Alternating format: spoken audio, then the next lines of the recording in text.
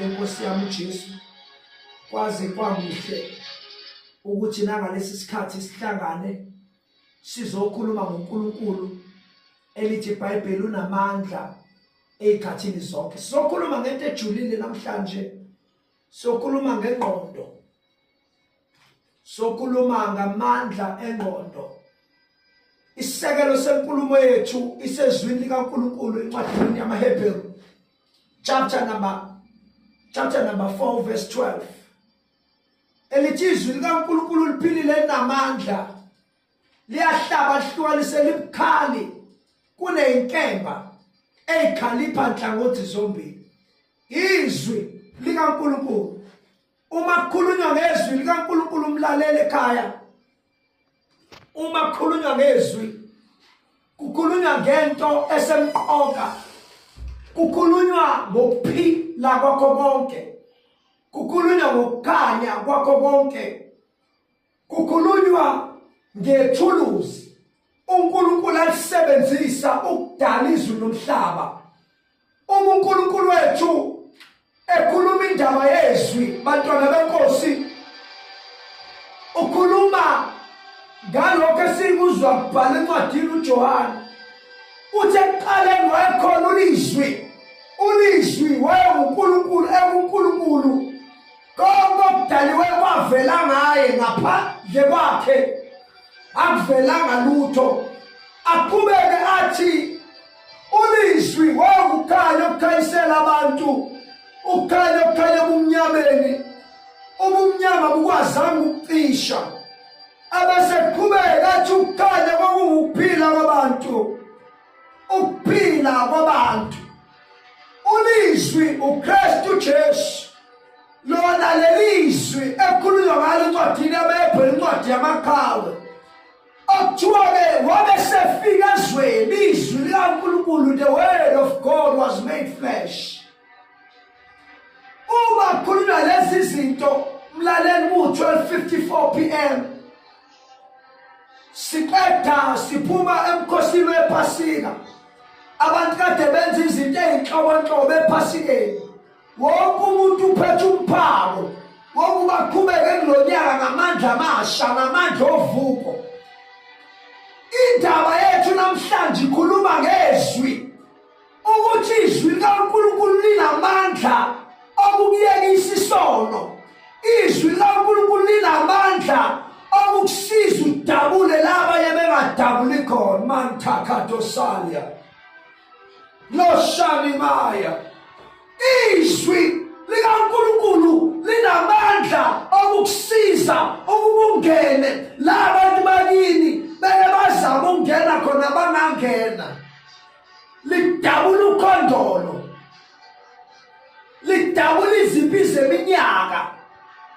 Akuthiwa akekho umntwana ekhaya odlulayo kulesimo, akuthiwa akekho umntwana ekhaya oke waphumelela.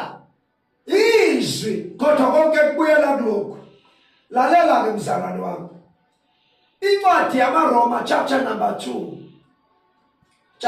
12 verse 1 and 2. Uthi ngiyancenga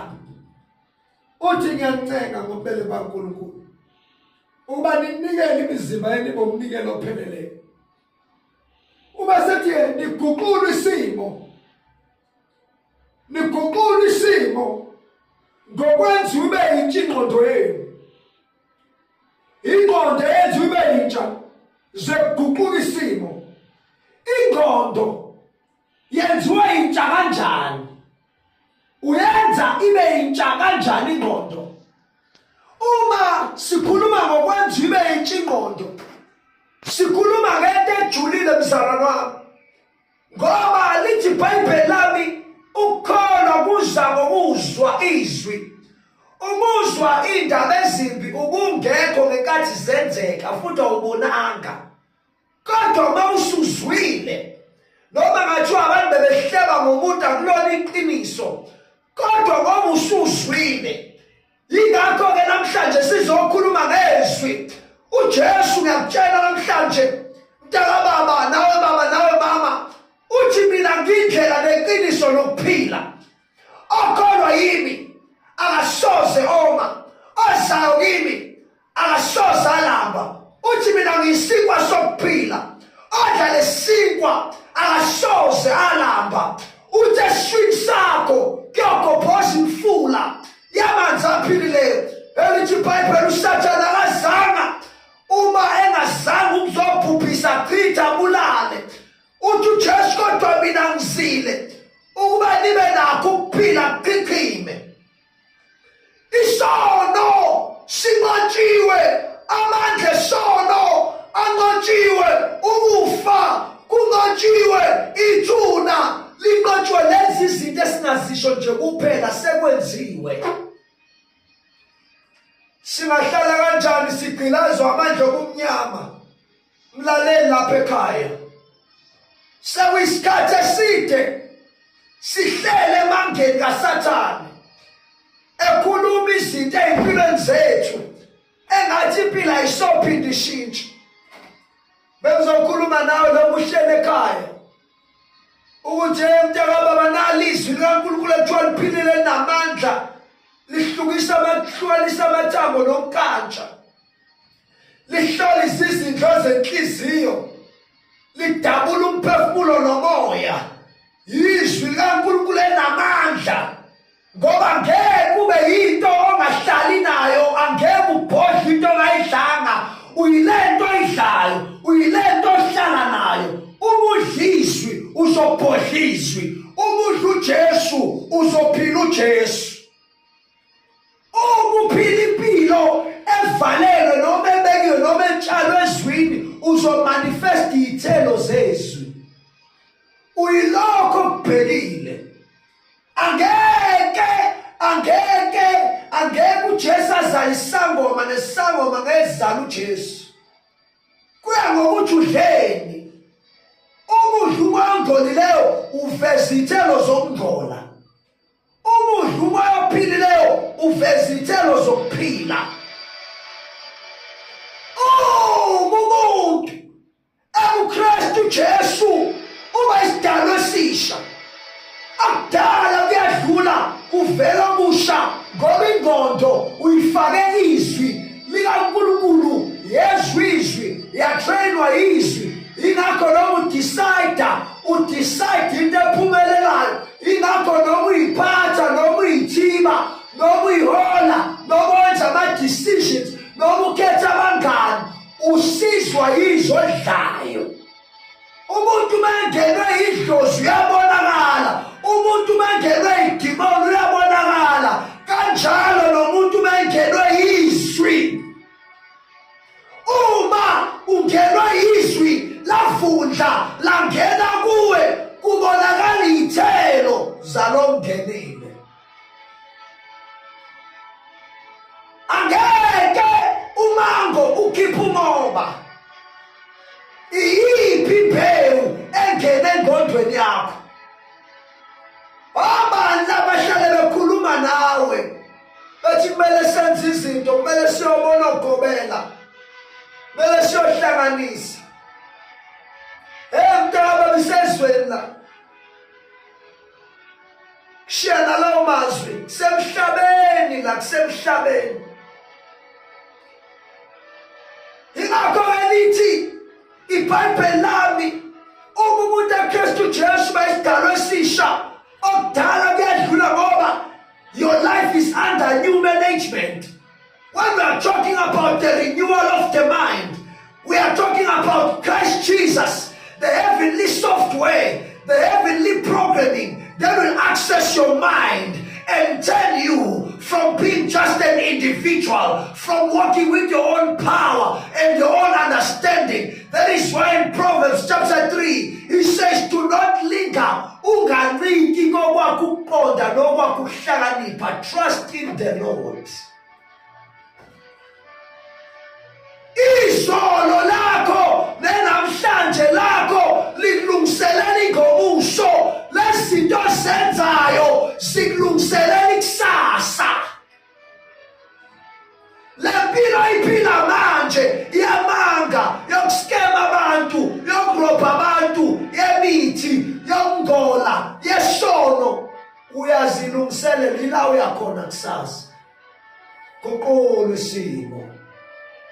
Be transformed by the renewal of your mind. The mind is renewed by the word. The mind is renewed by the word of God. When you spend time reading the word, you harvest wisdom. When you spend time reading the word, you become wiser. Then your situation, you are able to rise above. Izwi lomlaleli enamandla okusiza uzabalaze usimame usho njalo uPaul uthi kunezwe libekwe phezu kwempilo yami ukuthi mina ngiyoshumeza amakhosi. Akufeki uma kunezwe lakhulunywa phezu kwempilo yakho noma ungalunywa yibubu iviper inyoka umgoze 2-30 minutes uphela usukade ubanda wena shaye upoison. Kodwa ngoba kunezwi elikhulunywa phezu kwempilo kaPaul akufeki babemkhanda ngamatshe, akufeki babemtharatha, akufeki ukufa akwazi umelana nezwi. Umuntu ogcwele izwi uyavunda, umuntu ogcwele izwi uyaphumelela, umuntu ogcwele izwi uyasinqoba isono. Umuntu ogcwele izwi akavimbeki, umuntu ogcwele izwi ungena langangenwa khona, umuntu ogcwele izwi akafi. Because when you are filled with the word of God, you walk with the gigantic God. You walk with the barbarism God. Unkulunkulu ongavinjwa lutho.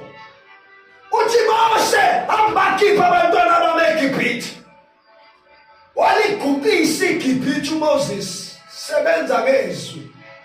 Shiyana lawo mazwi ekuseni. uNkulunkulu akakusize mama wami ukugcwele izwi lezo ingane ngeke ihlale sinje. Uma ugcwele izwi isimo sasekhaya kini ngeke ihlale sinje. Uma ugcwele izwi dela abathakathi. Angisho ukuthi angeke bakushaye ngemithi isebenza, angisho ukuthi imithi yabo ngeke isebenze. Kodwa bazomangala ukuthi kade baqala kodwa ufi. Kade baqala bethi baqeda kodwa upheli. Kade baqala bethi baphusha phansi kodwa uqedwa. Ugcwele izwi. Ayikho into ebuhlungu njengomuntu ongazani nezwi kaNkulunkulu, ophila ekhelelene nezwi kaNkulunkulu, enkonzweni awukho. Kolesithathu nje kusasa eThrone of Glory lapha emva kwasemapalini extension 1 unesithathu kusasa ngo5 kuyakhuleka. Ufike enkonzweni sokufundisa ukuthandaza. Sasambili isikhathi sasiphelile isikhathi sokukhala bazalwane babantu bekuhlukumeza gcwalisa izwi. Tshela ngoNkulunkulu uthi lovula iminyango uthi akuvalekile imali ayaziwe uzokhanga ukugcwaliswa nezwe uyidonsa imali kwelamo ingene kwi-account. Tshela ngoNkulunkulu udonsa izwi ulibona unyawo lakho uthi alifuna ukusebenza bakufakela umeqo ulibamba unyawo ulitshela ukuthi uzosebenza wena ngegama laJesu. Ngoba into eyenza ukuthi izinto zenzeke yizwi. uCyril Ramaphosa behleli kwakhe akanalo izwi, kodwa ngoba upresident namhlanje ukhuluma izwi lizwakala ngoba usembusweni. Bengizokushiyana lawo mazwi kuseni. uNkulunkulu akubusise ukuthi iguqulwa ngezwi. Izwi kaNkulunkulu linamandla, izwi kaNkulunkulu liyasinqoba isono, izwi kaNkulunkulu liyayiphakamisa impilo yakho. When you are filled with God's word, you are unstoppable. You are able to call things that are not into being. When you are filled with God's word, nothing can stand before you because you are able to lay waste of the plans of the devil. The Bible says the weapons of our warfare are mighty before the Lord. They are installed within me and you. They need the word of God to activate them. Let us make men in our own image. Let them resemble us and have dominion. How do you keep that dominion? The word. Izwi kaNkulunkulu bafethu lisizayo. uNkulunkulu anibusise emakhaya. Siyathanda bekuyoba ibhadi ukuthi uhambe nendlela ungamazi uNkulunkulu nezwi kaNkulunkulu lingekho kini. Amen.